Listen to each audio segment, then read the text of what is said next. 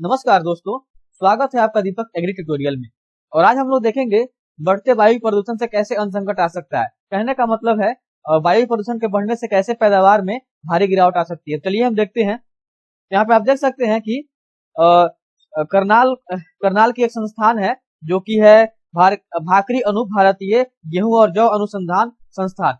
Basically इस संस्थान के वैज्ञानिकों के द्वारा गेहूं पर रिसर्च करने के बाद पता चला कि इन्होंने बताया कि अगर मार्च के औसत तापमान में 1 डिग्री सेल्सियस की वृद्धि होती है तो गेहूं के उत्पाद में 5% तक का नुकसान हो सकता है। और ये वैज्ञानिकों के द्वारा रिपोर्ट जो बताया गया वो करनाल की एक स्वर्णिमा पत्रिका में प्रकाशित किया गया कि गेहूं के उत्पाद में 5% तक नुकसान हो सकता है अगर मार्च के तापमान में अगर 1 डिग्री सेल्सियस तक की वृद्धि होती है। तो रिपोर्ट में इस बात की चिंता भी जताई गई है कि जिस तेजी से तापमान बढ़ रहा है उससे गेहूं की फसल को नुकसान होने की बहुत आशंका है। इस रिपोर्ट के अनुसार 2021 तक गेहूं के उत्पादन में 4 से 5 मिलियन टन उत्पादन कम होने की आशंका है।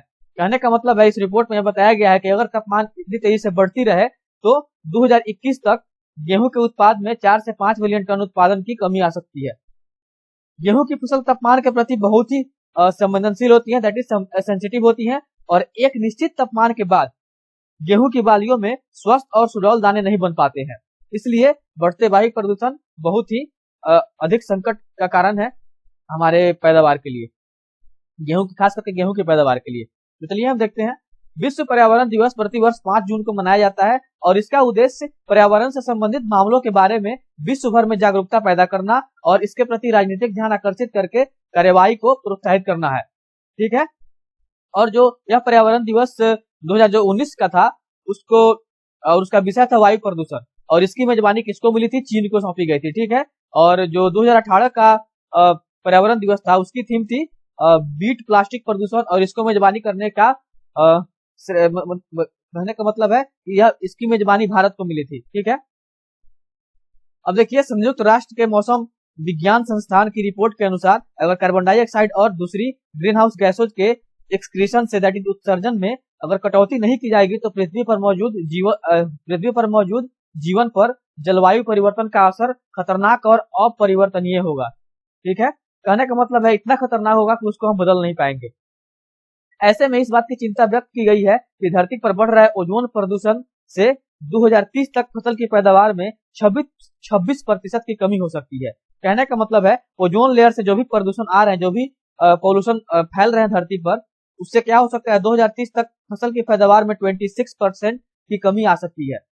मौसम विज्ञान संस्थान का ग्रीन हाउस गैस बुलेटिन बताता है कि carbon dioxide, methane, nitrogen oxide का विश्वव्यापी संकेंद्रण पिछले कुछ वर्षों में लगातार बढ़ रहा है। ठीक है। इसके अतिरिक्त रिपोर्ट यह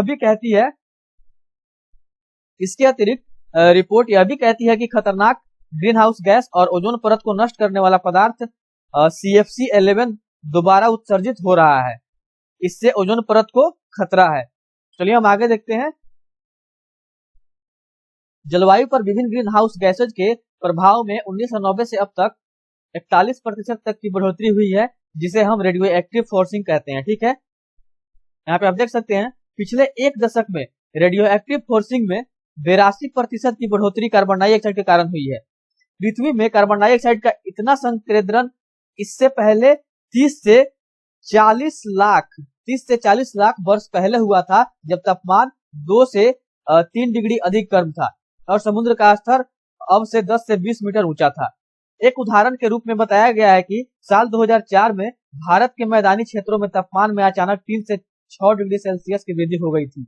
इसके कारण फसल 10 से 20 दिन पहले ही पक गई थी, जिससे गेहूं के उत्पादन में 4 मिलियन टन की गिरावट आई।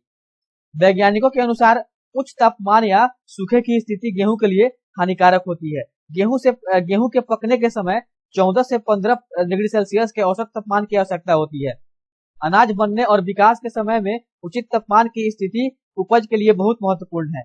इस अवधि के दौरान 25 डिग्री सेल्सियस से ऊपर तापमान अनाज का वजन कम कर देता है। अधिक तापमान रहने से गेहूं का पौधा बहुत अधिक ऊर्जा वाष्पीकरण के जरिए व्यर्थ कर देता है। ठीक है। कहने का मतलब है अधिक तापमान जब होगा तो क्या होगा, गेहूं का पौधा अपनी बहुत अधिक ऊर्जा वाष्पीकरण के जरिए व्यर्थ कर देता है और कम पैदावार होती है। कृषि संबंधी स्टैंडिंग कमेटी ने वर्ष 2017 की अपनी रिपोर्ट में बताया कि जलवायु परिवर्तन के कारण गेहूं की फसल पर सबसे ज्यादा प्रभाव पड़ रहा है। इस रिपोर्ट के अनुसार साल 2050 तक पूरे देश में अधिकतम तापमान 40 डिग्री सेल्सियस और न्यूनतम 2.4 डिग्री सेल्सियस तक बढ़ जाएगा। इसके कारण मानसून के महीनों में कमी आ जाएगी और बारिश कम होगी। बढ़ते वायु प्रदूषण के कारण अगले एक दशक में औसत तापमान में 2 डिग्री सेल्सियस की वृद्धि की आशंका भारत के ग्रीष्मकालीन मानसून के पूर्व अनुमान को अत्यधिक मुश्किल बना देगी। यह जानकारी विश्व बैंक की रिपोर्ट में दी गई है। भारत में 60% से अधिक फसल कहने का मतलब है भारत में 60% से अधिक फसल क्षेत्र वर्षा सिंचित है, ठीक है, जो इसे बारिश स्वरूप में जलवायु प्रेरित बदलाव के प्रति ज्यादा संवेदनशील बनाते हैं। अनुमान है कि 2050 तक औद्योगिकरण और पूर्व तापमान की तुलना में 2 डिग्री से 2.5 डिग्री सेल्सियस की वृद्धि से सिंधु, गंगा और ब्रह्मपुत्र नदी के खालों में कृषि उत्पादन के लिए पानी और कम हो जाएगा। विश्व बैंक के लिए यह रिपोर्ट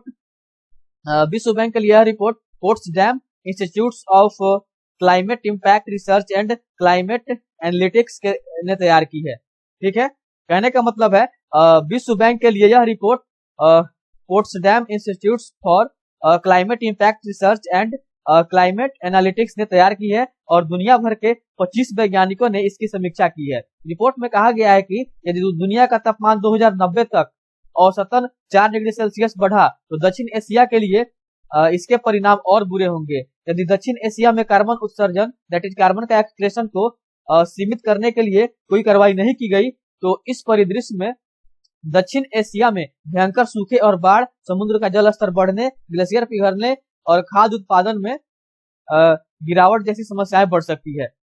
जलवायु परिवर्तन के सबसे बुरे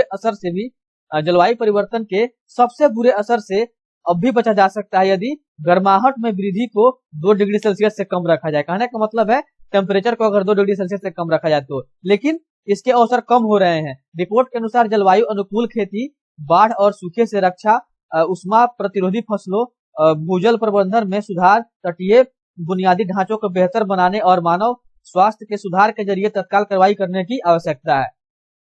चलिए हम आगे देखते हैं।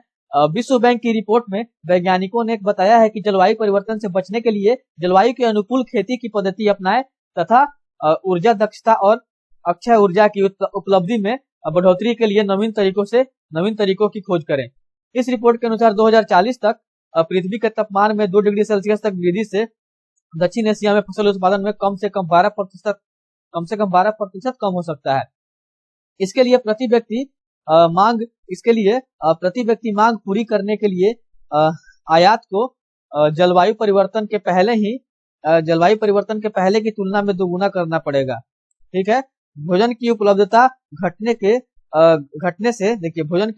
घटने से स्वास्थ्य समस्याएं भी बढ़ सकती हैं, जिससे बच्चों में बौनापन होना शामिल है। जलवायु परिवर्तन से पहले की स्थिति की तुलना में 2050 तक बच्चों में बौनापन होने की प्रक्रिया 35% तक बढ़ सकती है। भारत सरकार द्वारा विश्व बैंक के सहयोग से जलवायु परिवर्तन के वर्तमान तापमान वृद्धि के रुझानों के असर से बचने की क्षमता बढ़ाने के लिए प्रयास किया जा रहा है। कर्नाटक, हिमाचल प्रदेश, उत्तराखंड में विश्व बैंक की सहायता से चलाई जा रही परियोजनाओं से स्थानीय समुदायों को अपने जल क्षेत्रों के बेहतर संरक्षण में मदद मिल रही है। इससे खेती के लिए पानी की उपलब्धता बढ़ने और अधिक आय देने वाली फसलों को उगाने में किसान की मदद अल्प जल दैट इज कम जल यहाँ पे आप देख सकते हैं।